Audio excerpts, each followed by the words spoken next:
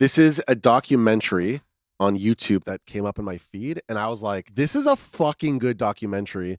New channel, Delinquent Films. Got it. Anthony Kiedis, The Cycle of Abuse. Oh, no. Okay, but there's so many things in this. Like, there's going to be things that are going to happen. You're like, what? Brother, this is what I live for. My father's the chief of police, and the entire state of Louisiana is looking for me because I've gone missing.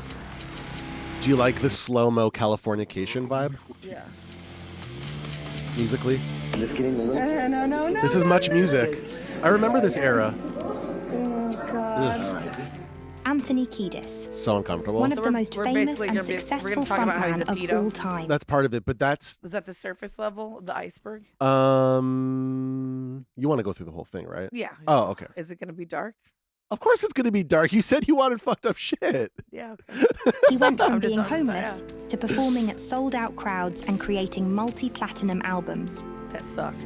His struggle with drugs is best known from his I don't think all Red Hot Chili Peppers equals dog shit. I'm not. Where's the cancel button? Cancel yourself. Come on. They have I- good songs. They have good albums. I'm not saying they're my favorite band. I don't think they're good. I don't think they've had a good record in 20 years. I think that Red Hot Chili Peppers, for me, Yeah. I can throw them in the Beatles bucket. But The- Beatles the are a Beatles better bucket. band? though? Yes. I will say, yeah, the Beatles are the crab crawling out of the bucket, and I, the gatekeeper, am here at the top of the bucket saying, "Get back in there, get back in there, get back in there, crab. You're all to be boiled. You're all bottom feeders, and I don't like you. You're overrated." The opinion that Red Hot Chili Peppers are in the same crab bucket as the Beatles is not going to fare well on the internet, my friend. Good, because I just want to let them know for me, and why they go in the same bucket. Important, right? They're both giant bands, internationally recognized. They've grossed a bunch of money. They've been around forever, and I think that they're terrible and they're filled with abusive creeps. No, that's what the documentary's about. On a serious note, that's what it's that is. There's nothing funny about that. Yeah. Like, look at this shit. They're like molesting people on live TV, right? And this is a story that hasn't really been told. Not to a consciousness that I think it ought to be. Yeah, or to a generation that cared. Let's be honest. Right. People have been doing this Good weirdo point. shit for a long time. A long time. But our peers and people that are a little bit older than us have been very privy to this knowledge. They just didn't give a fuck. And only now do they give a fuck in retrospect, because the younger generations are like, hi, you're all rapists and pedos. Right. What the fuck? Yeah, we have new standards. We have new standards now. Damn fine Anthony's latte. life started as any normal American child. Born on November 1st, 1962, to Margaret Peggy Noble and John Michael Kiedis. His parents, however, divorced when he was just 3 years old, and he spent the next 9 years of his life living a normal childhood with his mother in Michigan, where acting and singing were his main interests. Did you know you wanted to be a singer at that point? It crossed my mind to be a singer early on when I used to sing with my mom, listening to the AM radio. And then I gave that up for the idea of being an actor. During the summers, he would visit his father in LA for a few weeks at a time. He recalls these trips as some of the best times of his early life. Dreams of California. I knew that Hollywood had something in the air that Michigan did not, because I had been out here visiting my dad on summer vacations, and I mean, you could just taste it. There was psychotic beauty in the air. I think it was a great thing for him, the way that he... Bro hit Venice Beach fucking... Dude, the way his hair, I don't know, there's something about his haircut and the way that he talks about, he's not wrong. There is psychotic beauty in the air. He's not wrong. It's just, he can't help but be pretentious. That's all, right? Yeah, he can't help it. Bro came to Cali, went to Venice fucking boardwalk once, and was like, gonna make this my whole personality. Californication. This is his very fucked up dad. Up. He got the traditional Midwestern Skeletor, upbringing, all no Yeah, the nonsense. old photo of him looked hot, though. That kind of stuff. And out with me, a wild maniac. He enjoyed his time with his father so much Wild that at the maniac. early age Okay, of so 12, Dad was- he decided to move out to Dad was LA partying and and live bringing with his broads father home. full time. That's exactly it, yeah. Immersing himself That's into what the a Hollywood. maniac. Whenever a man says, here's key. Let me put you all on. If a man ever refers to himself or another man as a maniac. That guy's a maniac. Yeah. They're talking about womanizing. That's not about drugs. That's about like. It could be both. But it's both. It's partying and pussy. That man's a maniac. Yeah, that means he's getting more bitches than you, and he does So drugs. he's a child actor at this point, and he's living with his dad. Hey, a bet is a bet. Acting wasn't the only thing his father was teaching him. Why does his dad He look was also low-key getting a like crash Nick Cave? course on sex and drugs. He does look like Nick Cave. Bro. Bro, why is your dad Nick Cave? Look, even the interviews, like low key, it's giving Nick Cave. That's hilarious. Anthony Kiedis is Nick Cave's milkman baby. What started May I with have his a lighter? father giving him small amounts of marijuana and LSD Hey, quickly what's jumped up, to Pops? Anthony, looking to experience something more.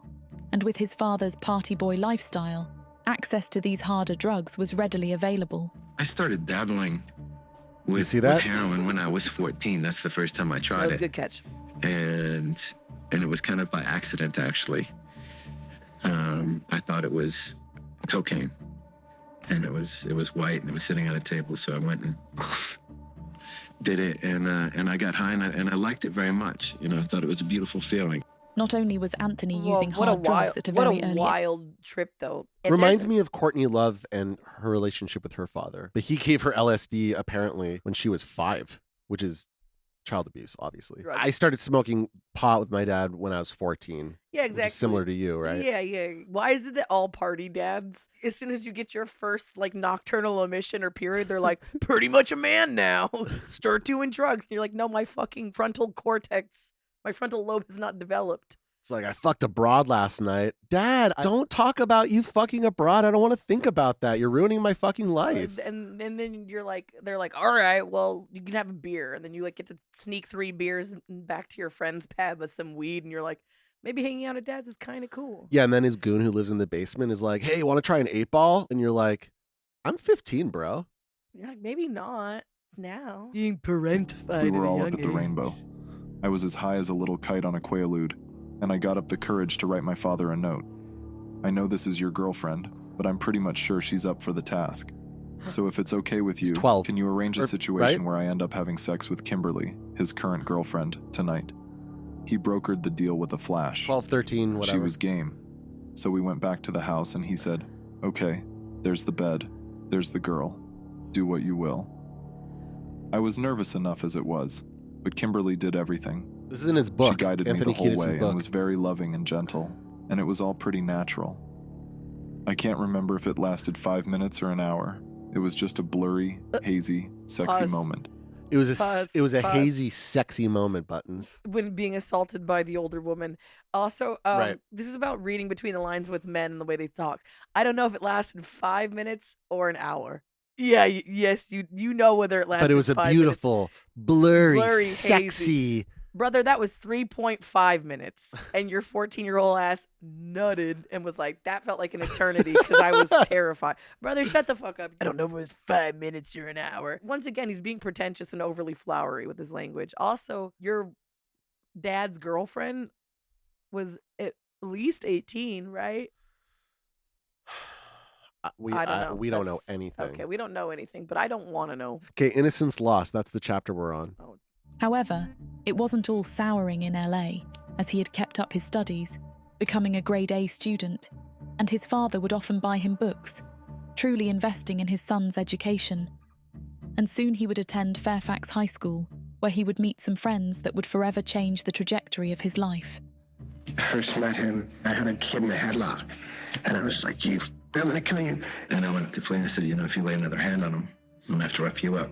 And he looked so mean, I laid off him right away. And anyway, we ended up sitting next to each other in driver's ed class in high school. Yeah, that's a really good point. It shows you that from a very early age, they were, at least on some level, bully-esque. Yeah. Time listening to music together, getting high, you know, talking about life, going to the mountains, going to Yosemite, going on these backpacking trips, just really becoming, you know, lifelong friends. Slovak and Flea, being musically inclined, decided to start a band together in high school. Looks like my However, cousin. Flea for looks Anthony, like my it cousin. would be some time before he found his musical calling. Flea loved playing with Hillel a lot, and they had a supremely magical musical connection that you know, doesn't really happen that often. It seems like most of your best friends were in bands. But how come it took you so long to end up in one? Because, I mean, you didn't form Chili Peppers until some years later. I feel like Hillel is like the Cliff Burton of Red Hot Chili Peppers. The guy that died early who was like, had the secret sauce, right? And then once they lost that secret sauce, it just... But see, Chili Willy is a little different because I feel like they peaked with John Frusciante, who was the replacement to Hillel Slovak. So it's a little different. Apples and Anthony, oranges, on the maybe, other I don't know. hand, graduated with honours and attended UCLA for a short stint before withdrawing. And after increased well tensions done, with though? his father, he moved out. For the next couple of years, Kiedis was mostly Love homeless, his illustrations bouncing as from well. couch to The illustrations couch, are really even good. living in his car. Yeah, I'm like, where Stealing did these and selling illustrations come things from? to buy Did drugs like person put this LSD, video put it cocaine, together? and Is this from like the weird? I think that the visuals biography are or- good. The editing is good. This deserves like to be nominated for best music documentary. and Flea on bass. Jack Irons went to Pearl Jam after this for 2 albums or The so. owner asked them to come back the next week. In 1983, Flea and Hillel and Jack Irons, Joe and Rogan Alan Johannes experiences. had all been playing in like new wave rock bands, but not me. I go, I The Red support, Curtains. I dance, I have For fun. those you might not but know. this 'cause, you character know. from Arkansas, who was a real misfit and ahead of his time, said, "Why don't you let Anthony be in the band?" And they looked at him like, "Because he's not a musician. I don't know. Why would we tell Anthony to be in the band?" That's like with you, Buttons. Like, why would you want Buttons? It's like because Buttons has good ideas and like swag and presence, right? You're like, don't compare me to Anthony Kiedis. Yeah. You listen, his shitty behavior aside, you can't take away from the fact that he is a very good front person. You're not willing to give any credence. No, you're in trouble now. You're in the fucking doghouse. Why am I- Go lay down. Go lay down. No, I just got here, was having a great time, having a lovely time. Okay. We're picking apart the documentary, and then you have to Anthony Kiedis me. Don't Anthony Kiedis me. Again. Okay, I'll never do it again. Don't you ever compare me to that man. I'm 3 times the man that Anthony Kiedis is. And so they're like, "All right." Look, it's called Blood, Sweat, and Heroin. That's like the band Blood, Sweat, and Tears from Canada. Spinning wheel, right? Got to go down. Oh. What goes Who's up up must come down. That song's very like funky, Good song. fun. It's very Donovan to me. Go write some words, sing a song, and we did that, and it was so explosive and What do you think about his chemically correct? his psychedelic T-shirt? Two guys. Not a big fan of it, but I'm also wearing a bad psychedelic just T-shirt. the So Rate his mustache. the mustache is actually doing him a lot of favors, and I was gonna say overall, for his age, he does look fantastic. And what about the little triangle goatee situation? Balances his face. No? Yeah, he kind of needs it. I mean, the whole look works together. Going back I think next without the mustache, he would look older, actually. Yeah. Which is why he has it. Right. But that man is like, what, 60? Yeah. Back seats of cars, Right? chaise Like- lounges. But I now had a direction. The band started writing more songs and playing more clubs, and eventually at the infamous Kit Kat Club, where they wore only socks. This got them a lot of attention, specifically from the record label EMI, which signed them to a record deal. People like, that's Just after the insane. They got release their of their dongs first out. album on Holy August 10th, shit. 1984, guitarist Slovak and drummer Irons left to work on their other project called What Is This?, which made them hire and tour with Jack Sherman on guitar. I didn't know and about Cliff this band Martinez until- on drums. Do you They like became it? the new face. I've never checked it out. I don't know if I care enough to. But Cliff Martinez is like an LA punk music. Like he's a guy. He was in Chili Willy and this band for 2 seconds each. He was just the dude that was around during the time. Seems like Having he was punk just there. He rock was in the energy and seat, making whatever. Yeah, he was he's- popping around the yeah, band. he's popping appearances. around. Papa roaching He's around. not a key player. We do it. Let's show my pickup girls. Let's show my pickup. Let's how you pick up girls. Let's pick up. Close up can be on me now. Zone, ticka, ticka, ticka, ticka, zone. Sit, boom, boom, boom, boom, baby, don't.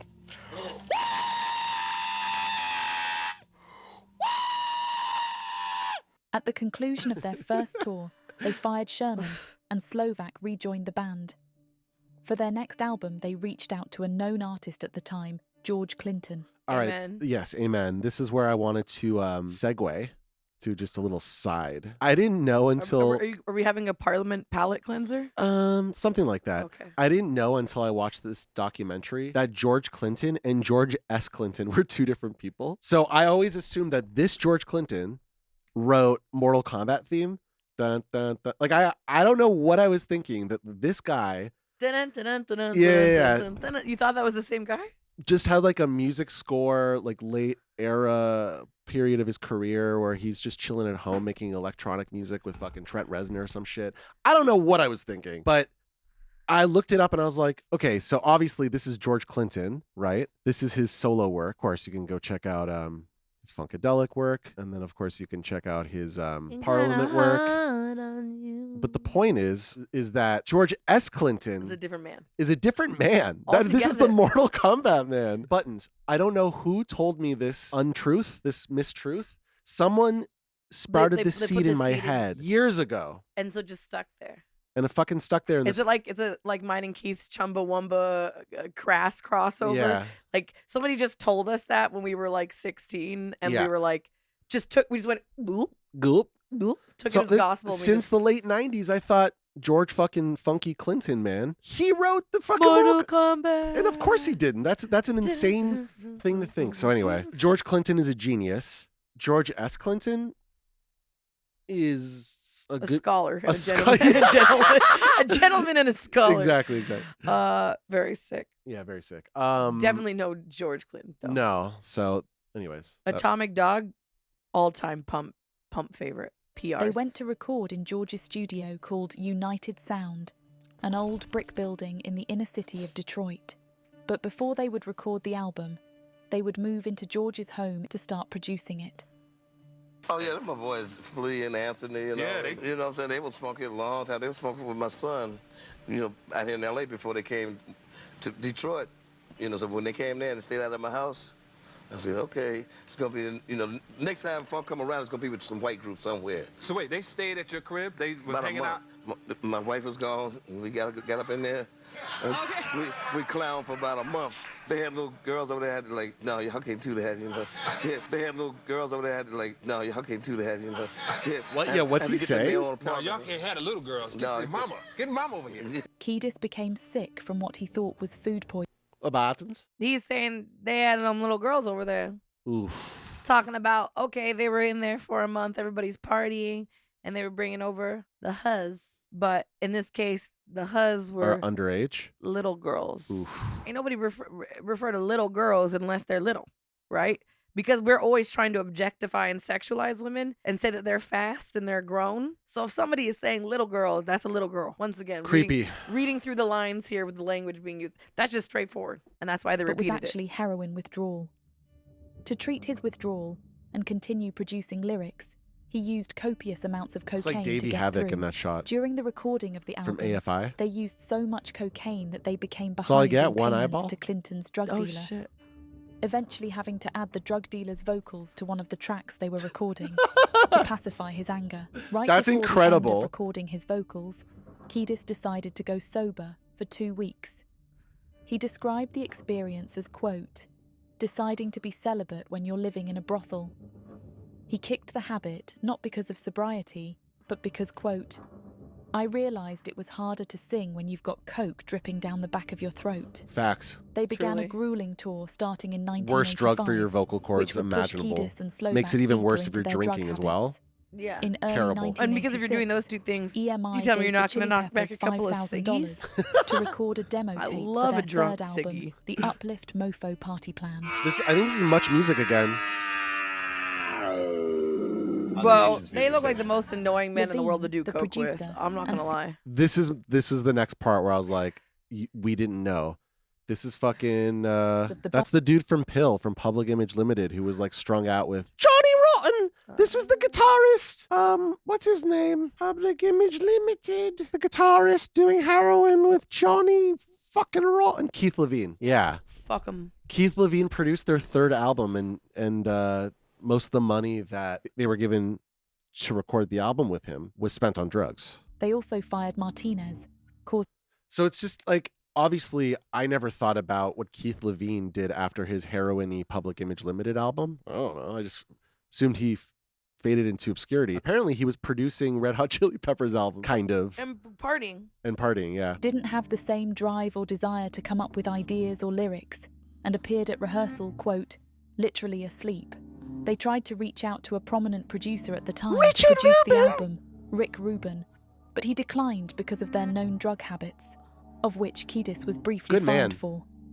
Is it true that Circle Jerks frontman Keith Morris, he once stepped in as lead singer for the Red Hot Chili Peppers at a show in 1984 when Anthony Kiedis couldn't make the gig? I didn't know that. Isn't that wild? That is wild. That's a piece of like LA punk history or whatever. And we've interviewed someone who's or was in a band with Keith Morris. You don't seem excited enough. I am excited. Are you surprised? I'm surprised. You should be a little surprised. I'm surprised. Be a little surprised. Surprising. Aren't there a lot of surprises? There's new facts I am learning. The Keith Morris thing, the Keith Levine production thing. That one was wild. I'm just processing the Keith Morris in here. All the Keiths are blowing your mind, brah. I'm sitting over here and I'm being judgmental and I'm taking notes and I'm adding things up and I'm going, yeah, okay, you seem a little more sus than I thought. You know what this documentary is doing? It's making everybody look a little more sus to a button. I got my eye on you. Here he is, the lead singer of the Red Hot Chili Peppers, does a whole show, doesn't know the lyrics. Is that true? Absolutely true. I'm not sure as to like whole Wow, he didn't know the lyrics either? He definitely did it. We're back in a dressing room and kind of like, well, we did it, but also kind of like, where the fuck is Anthony? You know, he didn't show up. But Anthony showed up. He's like, what's up, guys? Let's do the show. We're like, who did the show? The band was gaining in popularity. Wow. And LA Weekly named them Band of the Year, causing Kiedis to reflect on his drug addiction. Kiedis checked into a Salvation Army rehab in Grand Rapids, Michigan for 20 days, then moved in with his mother. It was the first time he was drug-free since he was 11 years old.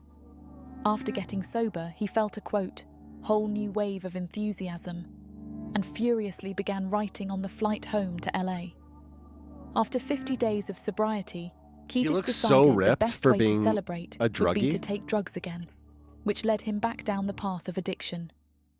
You know, when I use drugs, my life kind of falls apart and gets really uncomfortable and sad, and I start hurting myself and everyone around me. In a nutshell, when I'm using, my life sucks, and then when I'm clean, my life gets really beautiful.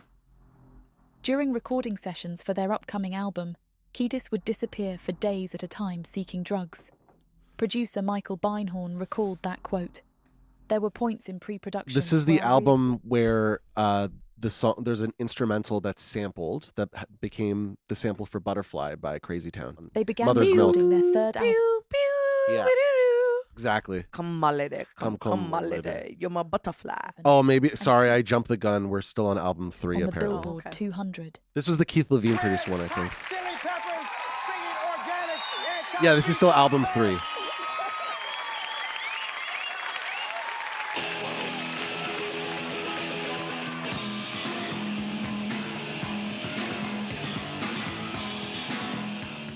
The band immediately began the Uplift Tour with Faith No More. Ooh, Kiedis Mortal and Slovak's Nemesis addictions would grow deeper. Boom, At the beginning of the tour, they both decided to stop using heroin and support each other in their sobriety. But is Mike Patton the infinitely more cooler version of these guys, but infinitely less popular, famous, and wealthy? Yes. Like, that's the trade-off. One is the more capitalist, mainstream version, and Mike Patton is like the pure art version. Wouldn't you say so? Like, Mike Patton is like a pure artist. He's a fucking artist. Yeah, sure, yeah. Right? That guy is a fucking artist, right? Yes. Admitting his addiction was serious enough. After the band... And both these bands invented rap rock, no? Well, I wouldn't say they're rap rock because they're more funk rock. There's a or very like, specific... sorry, rap metal. Like Chili Peppers in the 80s were more metal, kind of metal, a little heavy, but also funky. It's bass-driven hard rock. Bass-driven hard rock. Boom, bam, bam, boom, bam, bam. They're both very Primus.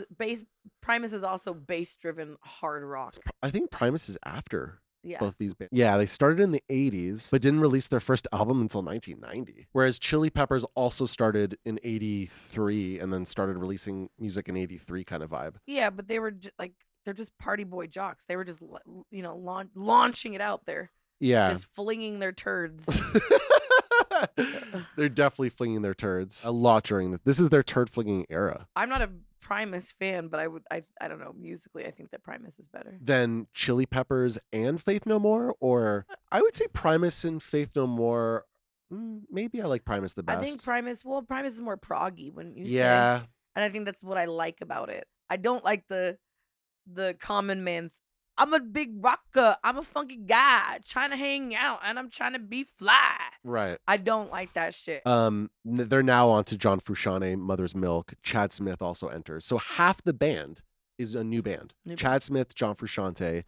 Their fourth album, Mother's Milk, 1989. It's really impressive. Come My Lady. Flea and Anthony. Yeah. That's Chili Peppers. They Yeah. are the Chili Pepper. Yes. Pepperai. After some Pepperai. negotiations with labels like Epic, they signed with Warner Brothers Records. It's just like how Gumdrop is you and I, but we can always add.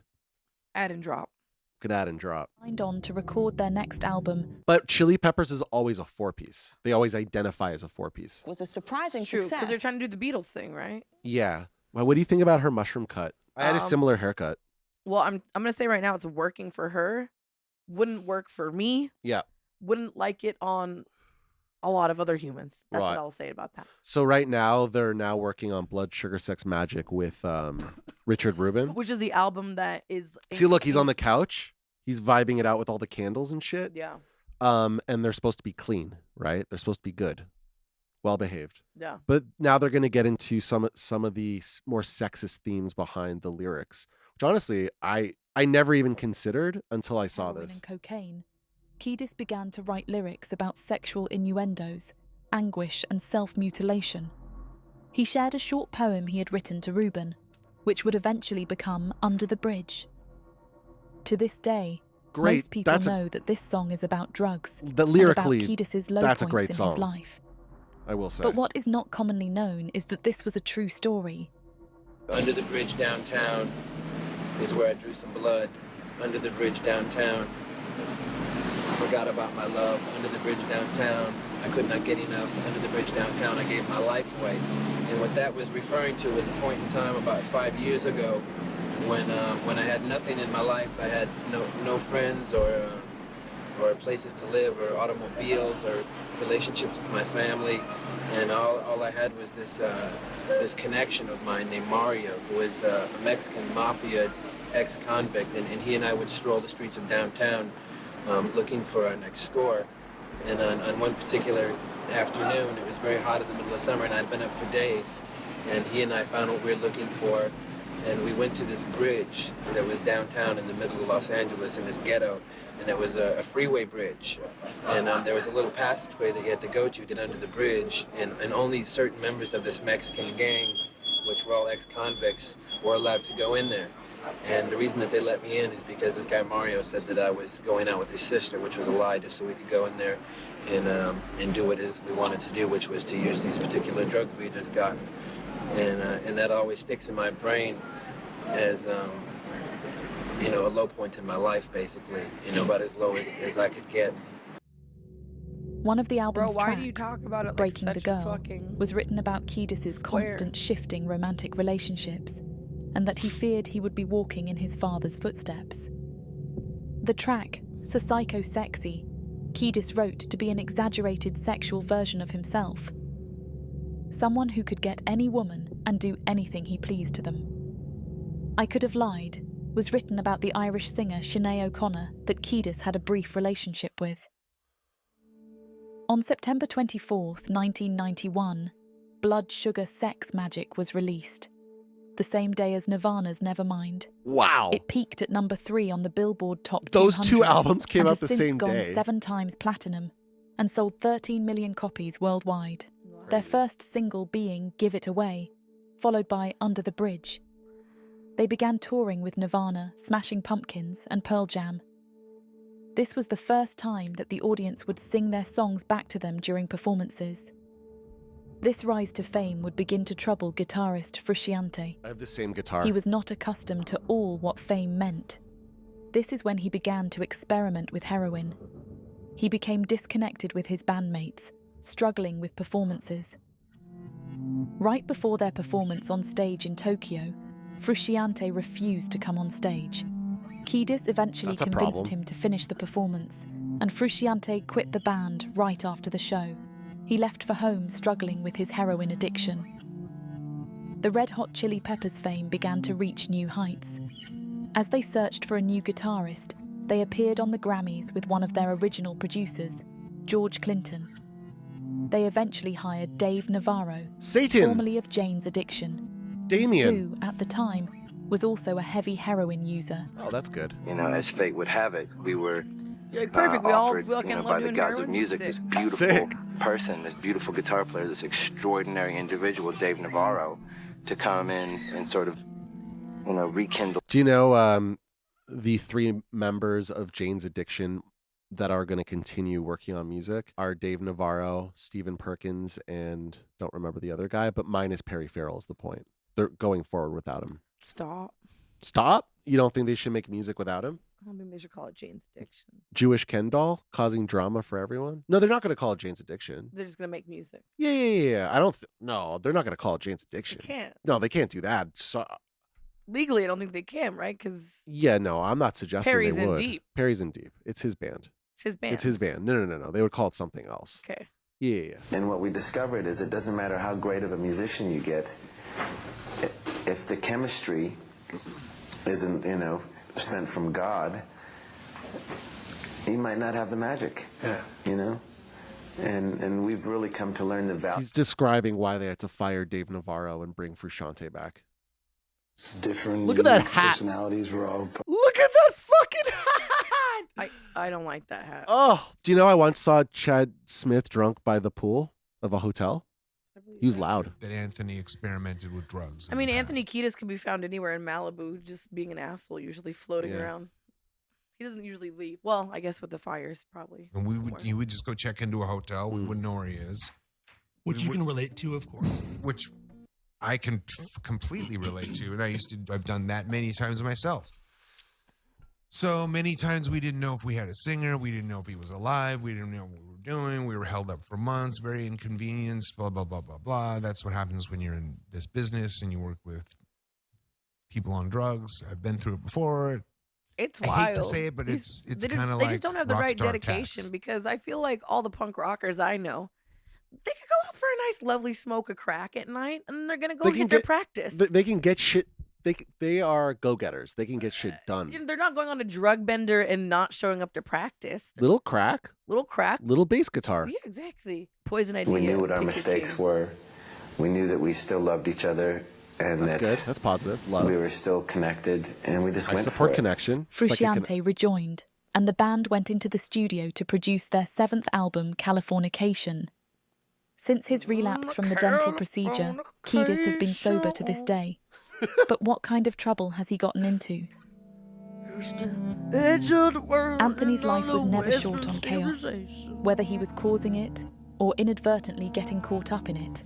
He's been consistently wearing backwards hats for a long time. Over 50 years. He's been wearing backwards hats for over 50 years. But you know what? That's his shit. When He's a bad boy. When he does He's that, bad. he really does have that shit on, though. I'm gonna give it to him. He has that shit As on. Kiedis grew older, You're right. his drug You're right. addiction and rock star fame He looks good only like served that. He looks to good. He looks invite good in more anything, Have you seen really. me with a backwards cap on? You're very cute. I look great with a backwards cap. Just saying. Some people can do it. Yeah. Eric Avery of Jane's Addiction. Eric And Avery. rumors That's of the other guy. You remember how I was like in the other guy? That's the other guy buttons. We got the other guy. We now. got the other guy. Stephen Perkins. Eric Avery. Whoa, who's this David fighting? Navarro. That's Kiedis.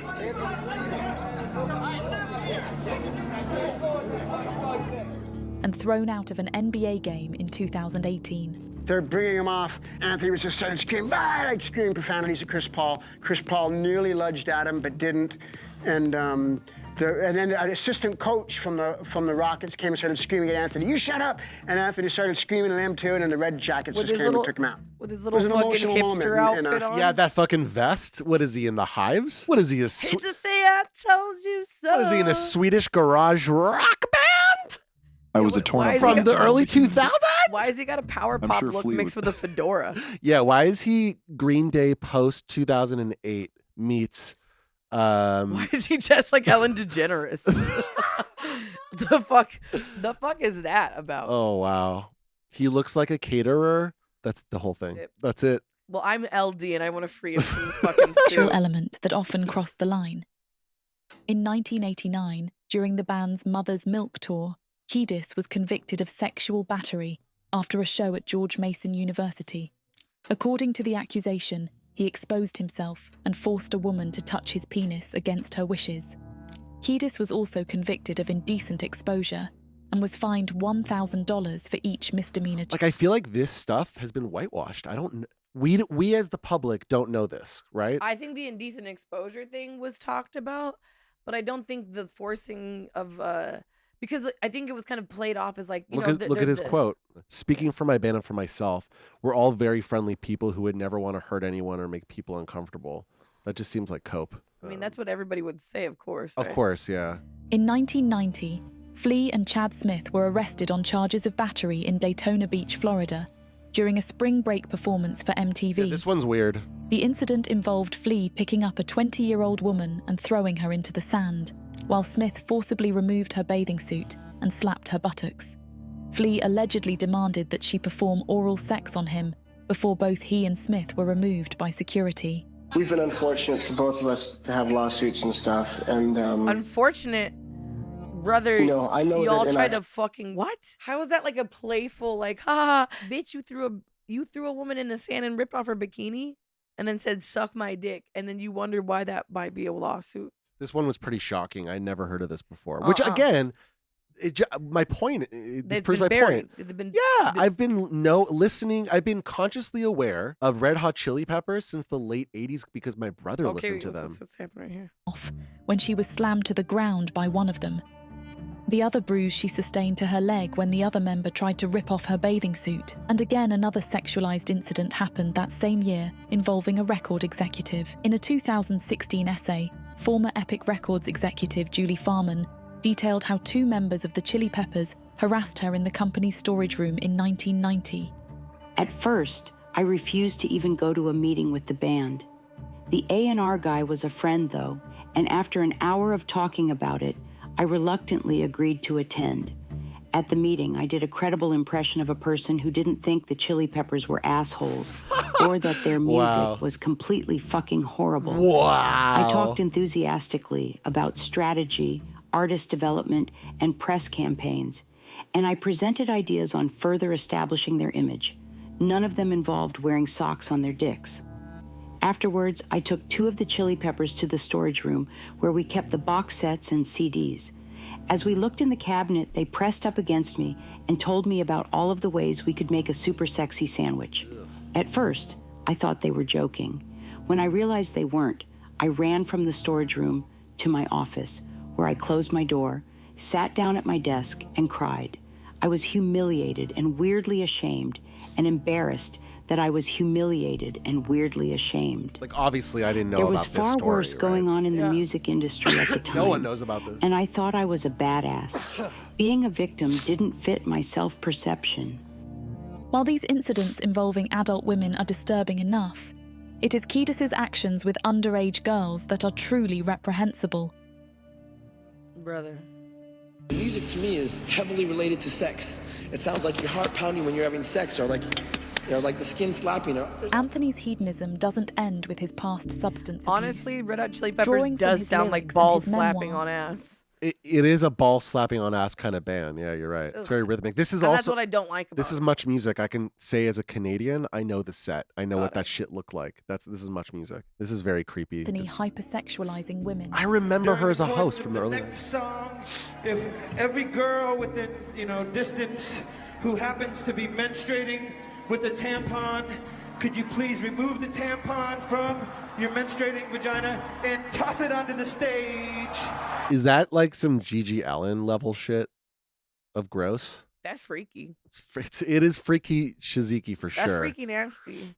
But that's just rock and roll to me. That doesn't feel like invasive or yeah, that's not like if he was like show me your titties. Right. But I mean, I guess it's still nasty and sexual, but We had to finished me the that seems set like when a lovely rebellious young and woman like wandered into our dressing room. She had bleached blonde hair and fire engine red lips and giant eyelashes that made her look like a reincarnated southern version of Marilyn Monroe. As I was prone to do at that time, I made my move before anyone else could even talk to her. I grabbed her hand and pulled her into the bathroom and asked her if she could keep me company while I took a shower. Once I got into the shower, she went into an impeccable rendition of Marilyn singing Happy Birthday to JFK. I got out of that shower ready to go. She immediately threw off her clothes and we made love on the floor. I had known the girl for 5 minutes, but I was certain of my affection for her. We spent the night together, and I found out more about her, including the fact that she went to Catholic school. She would be the inspiration for a later song, Catholic School Girls Rule. The next day we drove to Baton Rouge, and of course she came with us. After we got off stage, she came up to me and said, "I have something to tell you. My father's the chief of police, and the entire state of Louisiana is looking for me because I've gone missing. Oh, and besides that, I'm only 14. Oof. So we had sex one more time. Oh. 14. Pause. We're now in the last 3 minutes. Go for it. When men say things like, I didn't know she was underage. The fuck? You ain't never been no 14-year-old. Exactly. You can't tell she's 14. Grown enough. So like whatever. Now that I'm in my mid-30s, I get the young bloods coming after me all the time. And they're of age. And they are of age and they still look very young. Yeah. I mean, if you could pay bills, you're a cutie. But you can tell that they're young. He had no idea. Yeah. I'm just because I it's talk, the same shit as Bowie and Aerosmith and Rolling Stones. they know that they were 14-year-old girls. Yeah. Because even 20-year-old, 21, they still look very young. Yeah. At our age. Yeah. Sure, they're of age and it's legal, No, but no, you no, could tell a person's young. Yeah, exactly. 20-year-old is a baby still. Empirical proof that this actually happened, and the victim has not come forward at this point in time. But that doesn't change the fact that Kiedis boasted about committing statutory rape. Kiedis has not shown any sign of regret or shame for it. Rather, it seems to be quite the opposite, as he wrote it into his memoir and wrote a song about the girl. The Catholic School Girls Rule music video stars an actress that matches the description of the 14-year-old. For much of the video, she is nude and hypersexualized. It's almost as though Kiedis is bragging about sleeping with a 14-year-old. From making it big in the 80s to present day, Kiedis would continue to seek relationships with much younger women. In the mid-80s, Kiedis would find another young woman, Ione Skye, of Say Anything fame. At the time, Ione was 16 and Anthony was 24. But this wasn't just one encounter. They entered a relationship together that lasted for 4 years. They allegedly even lived together for some time. In 2012, he would date 18-year-old Helena Vestergaard, while Kiedis was 50. 5 years later, he would date 22-year-old model Vanessa Milhomem. There are no reports of his current relationship status, but one could imagine the age gap canyon of his activities today. With this context, some of the lyrics he's wrote feel icky. She's only 18, don't like a Rolling Stone. She took a shortcut to being fully grown. She got that mood ring, her little sister Rose, a smell of Springsteen, a pair of pantyhose. And of course, there's the Smell of handful of Springsteen borderline button? assaults caught on tape. Just getting the little kiss. No. Kiss besides. So uncomfortable. Vasectomy on Atlantic 252. Live music on the show. Don't forget. Anyway, you get the idea. Yeah. Fuck. It's rough. They're all molesting Gina Davis on the show. Oh, wow. It's crazy. Look at this shit. I'm engaged to this woman. Could you have a nice weekend? Bye-bye. Kiedis had a steep hill to climb after living his formative years under the viciously hedonistic lifestyle of his father. We were father and son. We were partners in crime. Those ugly Ugh. formative years propelled him into a life of substance Red flag abuse, skis, eh? Big red flag. My goodness. hypersexualization, Then they actually explode in a sexual frenzy. and skyrocketing fame. I'm here to induct the Red Hot Chili Peppers into the Rock and Roll Hall of Fame. The enormous success of the Red Hot Chili Peppers put him on a ride that spun faster and faster until it was out of control. On any given day during that time, Kiedis could be playing a sold-out show, making moves on a minor, or grieving for friends he lost to substance abuse. Throughout the late 80s and 90s, we saw instances of him Here's the sliding big thing, further it's into minors, right? Yeah. 18, 19, 20, 21. Their brains are developed enough to be like aware of what's happening. Yeah. There's still a dynamic there where it can be very predatory. Yeah. But it's not even just legality, because whatever, laws always change, right?